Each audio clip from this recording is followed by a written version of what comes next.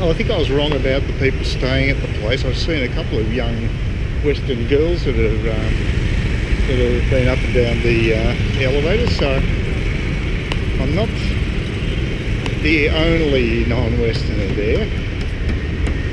But I'm probably still the oldest. I can't get away from that particular label. Boy, the internet guys were in there for a long time. I've got to say, I'm very happy that they responded very quickly when I complained about having crappy internet, which it has been.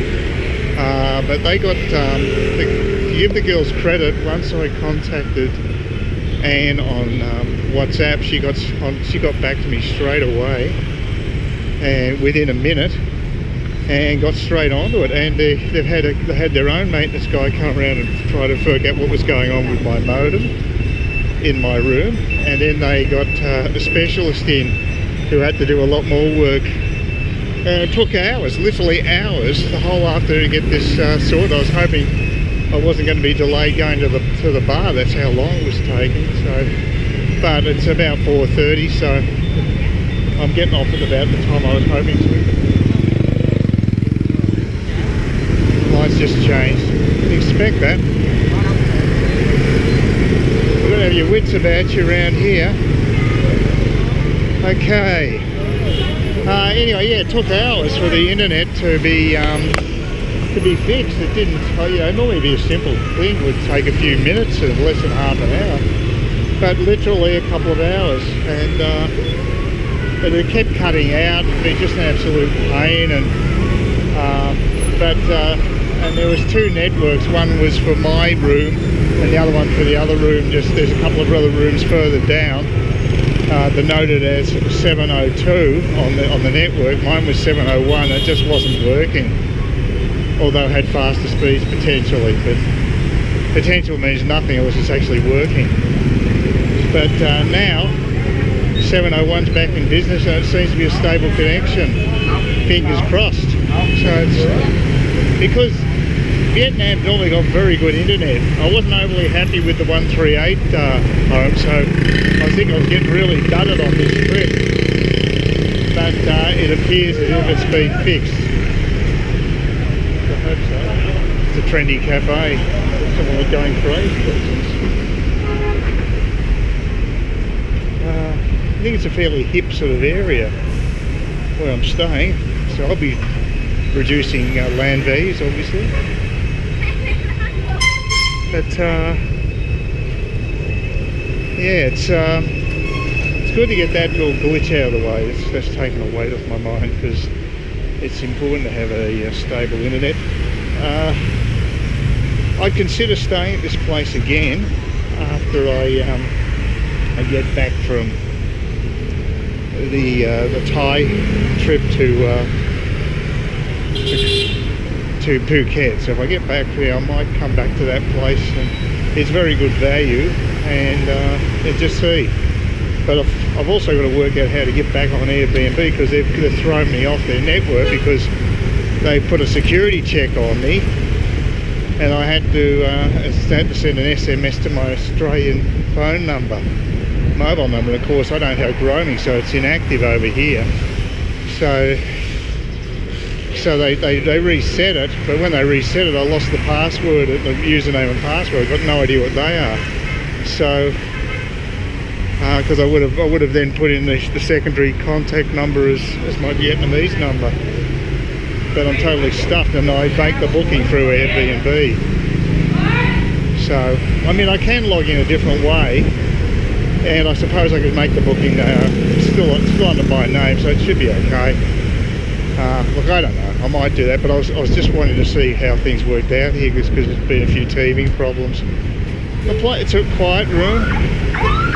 It's better than the other room at 138 home, so I'm fairly happy there. It's a really good area, a little polluted, but you know, that's Saigon.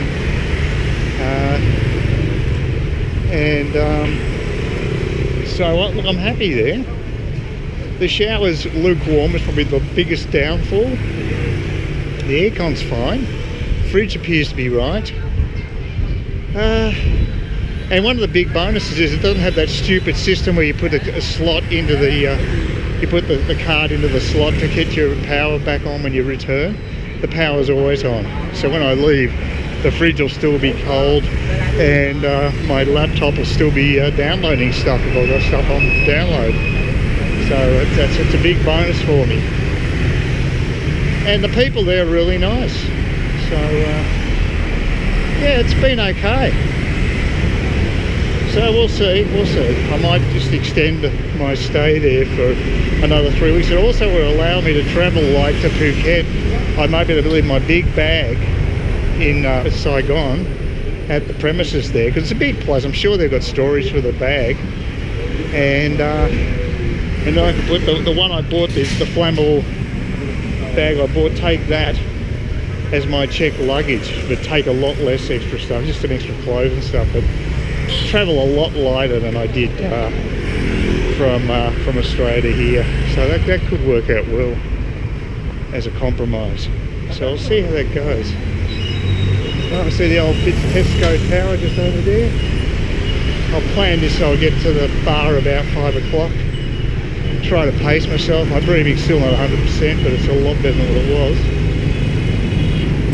Ooh, nice looking young Viet girl there next to the bar. Well, I'm stuck at the end of the bar, number 5 bar, which is not the best place to be. You want to be down that end where the action is, but there's some tennis match on and all these people are watching it. And I think that's the attraction, unfortunately. Could be that dud night that I've been anticipating. Yeah, that was a good night at number 5. Actually spoke to Heinz for some time, about 20 minutes or so, about the longest I've ever spoken to him. Hi, how are you? Very surprising, actually. Here's a bit of the girly action down the street. Yeah, I didn't shoot his stuff in bar number 5. I didn't want to. I mean, there's this girl I think who's got the greatest art. She's got a really fantastic figure, and she was actually really nice. She would talk to me. She actually fed me. She fed me with some sort of local fruit.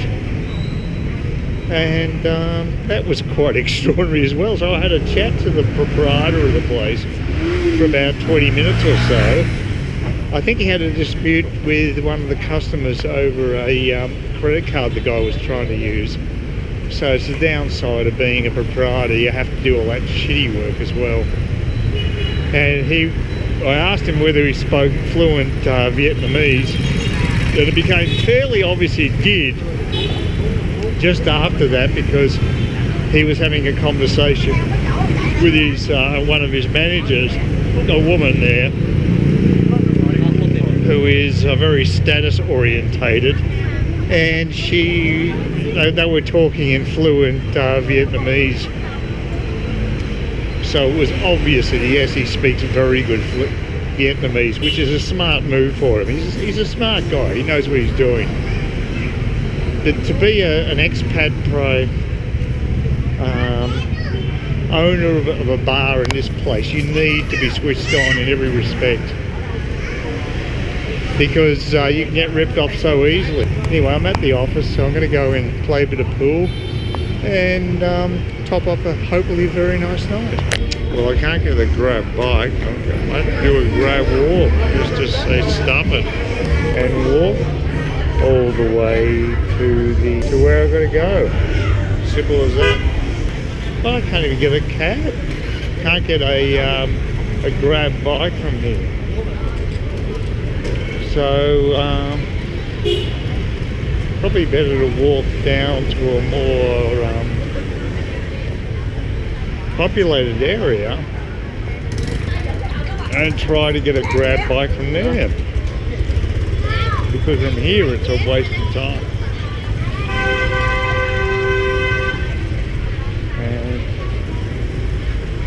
And lots of bars here, what have you. So, not worth the effort. There you go. Hi, how are you?